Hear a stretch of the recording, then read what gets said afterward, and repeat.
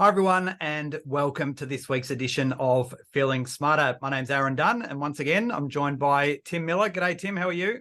I'm going exceptionally well, Aaron. How are you?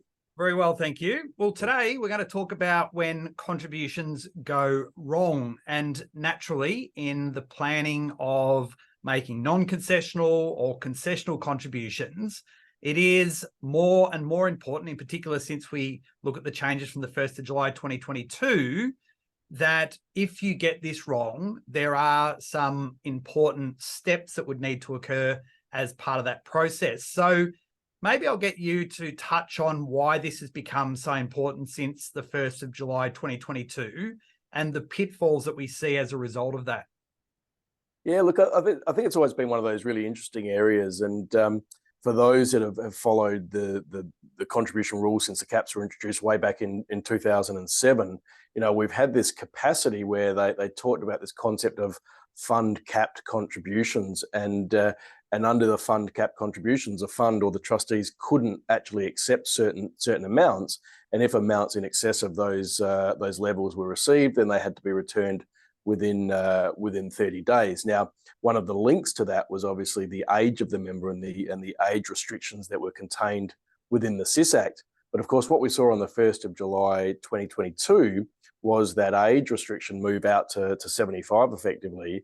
And so in effect, SMSF trustees were not restricted from receiving any level of contributions prior to somebody attaining age 75. So what it meant was those old fund cap contribution rules effectively disappeared, and where the restrictions were then moved to, which was the Income Tax Act, were linked more to the deductibility of personal contributions post age 67. So it created this scenario where people moved basically from a capacity to refund to a capacity to just exceed caps where they otherwise were over whatever their potential limit was for the year.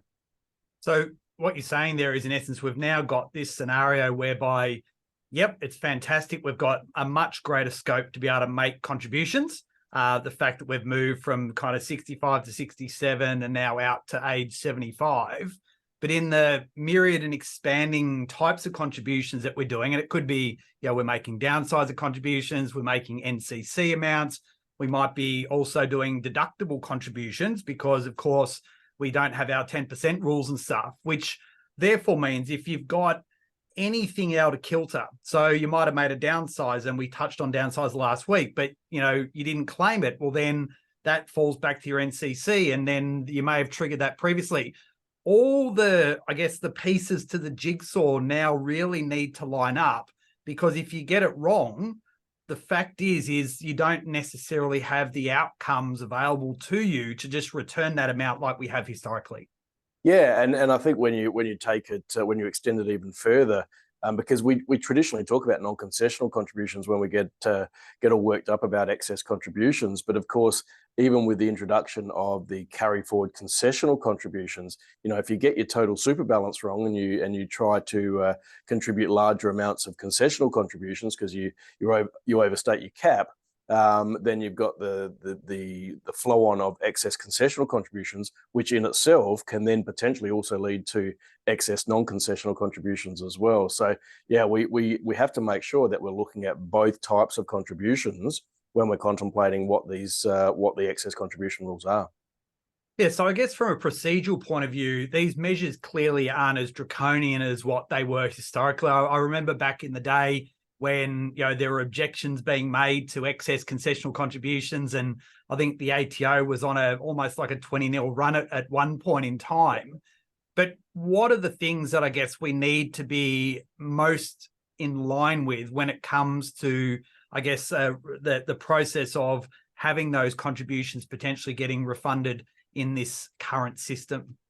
Yeah, look, I think the key step, Aaron, and the one that I talk to most trustees about when they come across these issues is to wait for the tax office. So once you've exceeded a cap, and the only way you're going to know that you've exceeded your cap, because it's not really an audit issue, is to be notified by the ATO. And so any action prior to notification from the ATO is going to be problematic. And then once you are notified from the ATO, then ultimately you need to ensure you follow their process. So, you receive a determination. You'll need to then determine what action you're going to take as to whether or not you're going to follow through for a release authority and release those contributions from the super fund, or alternatively leave them in the fund and then potentially be up for those draconian measures that were previously in place for excess non-concessional contributions.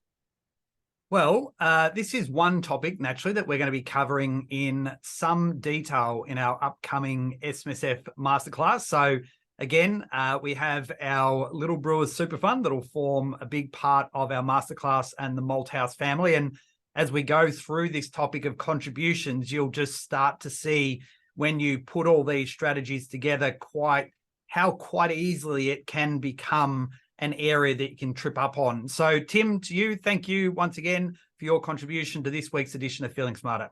No worries, Aaron. Look forward to speaking again next week. Excellent. Thank you. And again, we'll see you for next week's edition of Feeling Smarter. Bye for now. See you all.